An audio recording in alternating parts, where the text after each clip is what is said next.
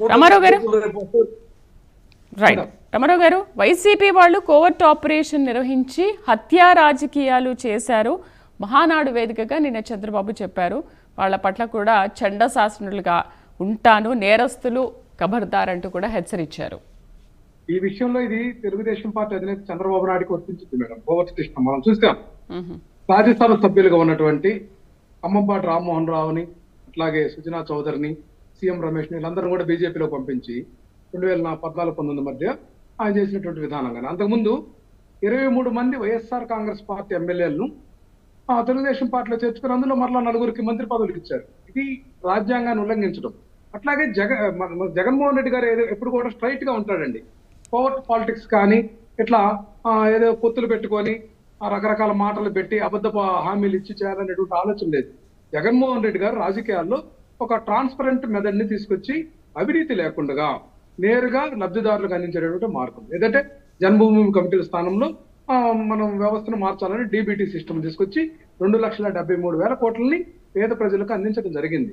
మరి అదే బడ్జెట్ కదా మేడం 2014-19 మధ్య ఎందుకు వీళ్ళు చేయలేకపోయారు అనేది ప్రశ్నించుకోవాలి. అట్లాగే మనం చూస్తున్నాం వీరే చౌదరి గారి హత్య ఇదంతా కూడా కోవర్ట్ సిస్టమ్.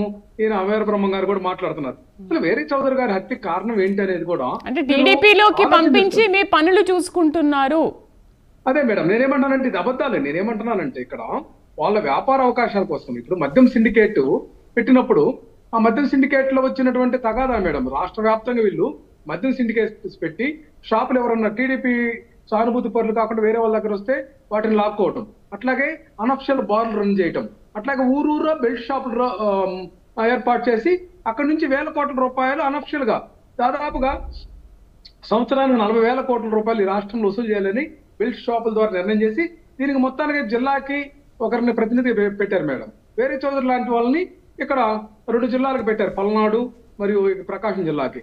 అట్లాగే వీళ్ళు డైరెక్ట్ గా లోకేష్ గారితో సంబంధాలు పెట్టుకొని రామాయపట్నం ల్యాండ్ మాఫియా గానీ ల్యాండ్ మాఫియా గానీ వీటన్నిటితో వాటాలు పెట్టుకొని ప్రయోగించారు. వచ్చినటువంటి తేడాలతోటే తెలుగుదేశం పార్టీ వాళ్ళు చంపుకుంటే వైసీపీ పట్నం ఏమన్నా భాగంగా చెప్పండి. తెలుగుదేశం చంపుకుంటున్నారు. మాచర్లో బ్రహ్మారెడ్డి అదే పార్టీలో వాళ్ళని చంపితే జోలకంటి బ్రహ్మారెడ్డి గారు ఎమ్మెల్యే గారు ఏం మాట్లాడుతున్నారు? వైసీపీ మాట్లాడుకోకుండా ప్రజలు అసహించుకుంటున్నారు మేడం. క్లియర్ గా వాళ్ళు ఏదైతే మాచర్లో టాటా మన మహేంద్ర స్కార్పియో వెహికల్ మీద జేబీఆర్ అని కనపడతాం యాక్సిడెంట్ చేసినటువంటి వెహికల్ అయినా కూడా అబద్ధాలు మాట్లాడతాం తర్వాత మాట్లాడుతున్నారు అబద్ధాలు. నేనేమంటున్నానంటే వీళ్ళు అబద్ధాలు ఎట్లా ఉంటాయంటే 154 లక్షల మందికి గ్యాస్ అందించాల్సింటే గ్యాస్ సిలిండర్లు 4,000 కోట్లు కానీ 890 కోట్లు కేటాయించి అరాకొరా చేసి మేము చేసామని చెప్తారు. అట్లాగే ప్రీతి కేసు అది మొట్టమొదటి నాకు అది ఇంపార్టెంట్ అని చెప్పినటువంటి పవన్ కళ్యాణ్ గారు ఎటు పోయాడో తెలియదు. వైసీపీ మీద ఆరోపణ చేశారు. వైసీపీ మీద వీళ్ళు చేసిన ఆరోపణలు ఎక్కడ ఉన్నాయి మేడం?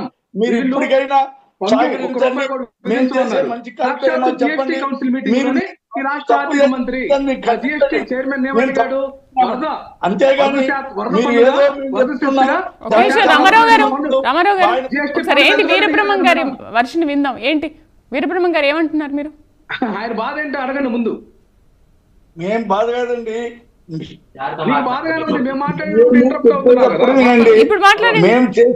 మేము చేసేటువంటి కార్యక్రమాలకు మంచి కార్యక్రమాలు చేస్తున్నాం, మీరు సహకరించండి. అంతేగాని జగన్ మంచుతాడు జగన్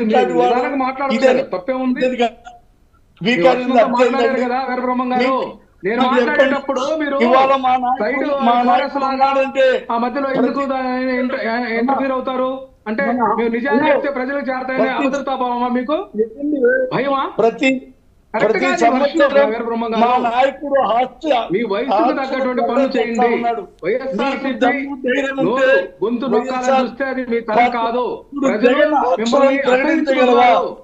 మీరు చెప్పే అబద్ధాలు వినలేక అసహించుకుంటున్నారు వీరబ్రహ్మం గారు. కోరికత్తి అంటారు, ఇంకొకత్తి అంటారు, ఎవరి మీదనో చేస్తారు, నారా రక్షణ చరిత్ర అంటారు. ఇవాళ ఏమైంది? ఎవరు ఏం చేశారు? మీరు మీరు ఇప్పటికైనా ఈ విష ప్రచారం ఎక్కడికి ఉందంటే ఓర్సా మీ ఇష్టం కుంభకోణం మీరుగా ఊరికే 2.5 మాట్లాడితే నెలలు గతంలో 2.5 నెలల క్రితం స్థాపించినటువంటి కంపెనీకి భూములు కేటాయిస్తారు. టీసీఎస్ కి 99 పైసలకే చిన్న చాక్లెట్ ముక్క కూడా రాదు. ఈ రోజు 99 పైసలకే భూములు కేటాయిస్తారు. టీజీ విశ్వప్రసాద్ ఏదైతే Pawan Kalyan partner People's Media Factory తోటి సినిమాలు నిర్మిస్తాడో ఆయన ఈ స్కూటర్స్ ఎలక్ట్రికల్ స్కూటర్లు కంపెనీ పెడతాడట. అందుకు 1200 ఎకరాలను తారాదత్తం చేస్తారు. మీ కుంభకోణాలన్నీ బయటకు వస్తాయి. కుట్టు మిషన్లు మహిళల విషయంలో కూడా మీరు ప్లాన్ చేసింది ఏంటి? కుట్టు మిషన్లు కుంభకోణం ప్లాన్ చేశారు కదా. కనీసం 150 కోట్లకు పైగా దోచుకోవాలని చెప్పి ఆ బీసీ కార్పొరేషన్ ద్వారా మొట్టమొదటి విడత 221 కోట్ల రూపాయలు ప్లాన్ చేశారు. తర్వాత ఇదే కాప్ కార్పొరేషన్ ద్వారా మిగతా కార్పొరేషన్ ద్వారా కూడా చేయాలని చెప్పి పథక రచన చేసినటువంటి మాట వాస్తవం కాదా? ఇలా ఉచిత ఇసుక అన్నారు. ఎక్కడైనా ఉచిత ఇసుక దొరుకుతుందా? ఈ బెట్టింగ్ ప్యాకెట్ అనేది మీ పార్టీ నాయకులు కార్యకర్తలు ప్రతి గ్రామంలో చేస్తున్న మాట వాస్తవం కాదా? పీడిఎస్ బియ్యం మేడం, పేదల బియ్యంలో ప్రతి నియోజకవర్గంలో 30 లక్షల రూపాయలు ఇల్లు ప్రతి నెల కూడా లాక్కుంటున్నారు ఎమ్మెల్యేలు, పార్టీ నాయకులు. ఇవన్నీ వీళ్ళు చేస్తున్నటువంటి స్కామ్స్ బయటకు రాకూడదని పొద్దాక వైఎస్ఆర్సీపీని బ్లేమ్ చేయటం, బెదిరించడం, బెదరగొట్టడం ఇవన్నీ కుదరవిక. ఇది ప్రజాస్వామ్యం. ఇది మీకు సంబంధించినటువంటి నియంతృత్వ పోకడలకు ఇక్కడ వేదిక లేదు. మీరు ఇంకొక దేశం ఎక్కడన్నా ఆయన నిత్యానంద స్వామి లాగా మీరు కూడా ఇంకొక కైలాస దేశం లాగా ఏదో దేశం పెట్టుకొని మీరు ఆ దేశానికి పోయి చేసుకుంటే పర్వాలేదు. కానీ ఇది మనకు ఆంధ్రప్రదేశ్ భారతదేశంలో అంతర్భాగము, ప్రజాస్వామ్య దేశం, డెమోక్రటిక్ కంట్రీ. మీరు ఇంతకు ముందు కూడా చెప్పారు సన్ రైజ్ కంట్రీకి CEO అని చెప్పి చంద్రబాబు ఇతర దేశాల్లో చెప్పుకుంటుంటే మోడీ గారు మొట్టికాయలు ఇస్తారు. అక్కడే కదా తగాదా వచ్చింది మీకు మోడీ గారికి గతంలో 2014-19 ప్రాంతంలో. ఆలోచన విధానము, మీ యొక్క నియంతృత్వ విధానం, మీ యొక్క మనువాద సిద్ధాంతాలు ఈ ప్రజలు హర్షించరు. తాత్కాలికంగా అధికారం చేపట్టుండొచ్చు కానీ ప్రజల మనసుల్లో మాత్రం స్థానం కోల్పోతారు. స్థానం లేదు మీకు. మీరు వైఎస్ఆర్ కాంగ్రెస్ పార్టీ ఇక్కడ ఒక అంశం మేడం, నేను క్లారిటీ అరుణ గారు చెప్పింది, మేము డే 1 నుంచే ఏదో పెన్షన్ చేసామన్నారు. ఇప్పుడు వీళ్ళు చేసింది ఏంటంటే జగన్మోహన్ రెడ్డి గారి పథకాలన్నీ కూడా మెరుగ్గా చేస్తా ఉన్నారు. అంటే ఆ పథకాలను మళ్ళీ పెంచిస్తామని కదా చెప్పింది. రైతు భరోసాన్ని ఏం చెప్పారు? అన్నదాత సుఖీభావ అని చెప్పారు. సంవత్సరం ఎగ్గొట్టారు కదా. అసలు గతంలో కూడా 2014-19 మధ్య ఇవిడ గుర్తుందో లేదో పూర్తి రుణమాఫీ చేస్తా ఉన్నారు రైతులకు. కానీ 1.5 లక్షలు కుదించారు. అది 5 దఫాలని చెప్పి 3 దఫాలు ఇచ్చి 2 దఫాలు ఎగ్గొట్టారు. దాని సమాధానం ఏం చెప్పండి? అప్పుడు అబద్ధాల ఇది రాజకీయం మేడం ఇక్కడ జరుగుతుంది ఈ రాష్ట్రం. ఓకే, ఏమంటారు అరుణ గారు? అబద్ధాల రాజకీయం అంటున్నారు రామారావు గారు. సరే, వాళ్ళ అబద్ధానికి ఒకదానికి నిజం ఇప్పుడు చెప్పండి. రైతు భరోసా పేరుతోటి రాష్ట్ర ప్రభుత్వమే 12,500, అలాగే కేంద్ర ప్రభుత్వం ఇచ్చేటువంటి 7,000 కలిపి 19,500 రూపాయలు ఆంధ్రప్రదేశ్ రైతాంగానికి ఇస్తామని చెప్పేసి హామీ ఇచ్చారు ఇదే జగన్మోహన్ రెడ్డి అండ్ ఇలాగే రామారావు గారు లాంటి వాళ్ళంతా. మరి ఎంతమందికి గత 5 ఏళ్ల పాటు 19,500 ఎవరి అకౌంట్ లోకి వేశారో ఒకసారి చెప్పండి. పోనీ రామారావు అన్నకి ఏమైనా పొలం ఉంటే ఆయన అకౌంట్ లో పడినా కనీసం స్టేట్మెంట్ అని చూపించమని చెప్పండి ఒకసారి. అలాగే ఇట్లాంటి అబద్ధాలు బొచ్చడు చెప్పారు. గత 5 ఏళ్లలో మద్యపాన నిషేధం చేస్తామని చెప్పారు. ఎన్ని సంవత్సరాలు మద్యపాన నిషేధం చేశారు? ఏ దశలో మద్యపాన నిషేధం జరిగింది? 2029కి 2024కి మద్యపానం లేకుండానే ఎలక్షన్ కి వస్తామని చెప్పారు. మరి మద్యపానం లేకుండా ఎలక్షన్ కి వచ్చారని చెప్పండి. సిపిఐ రద్దు చేస్తామని చెప్పారు. చేశారో చేయలేదు అడగమని చెప్పండి.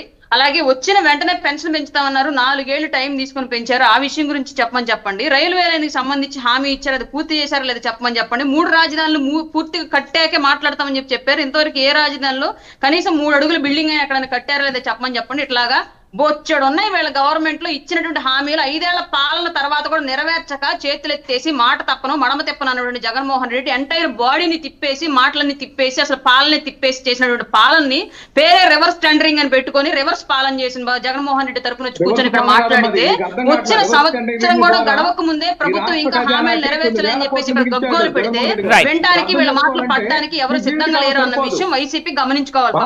మీరు 5 ఏళ్లు తీయలేకపోయారు. ఇవాళ సంవత్సరం తిరగదలికి ఇచ్చిన హామీలను ఎలా నెరవేర్చాలి, ఎంతవరకు నెరవేర్చాలి పూర్తిగా కసరత్తు చేస్తున్నాడు ప్రభుత్వం, మా ప్రభుత్వం. రైట్ అండి.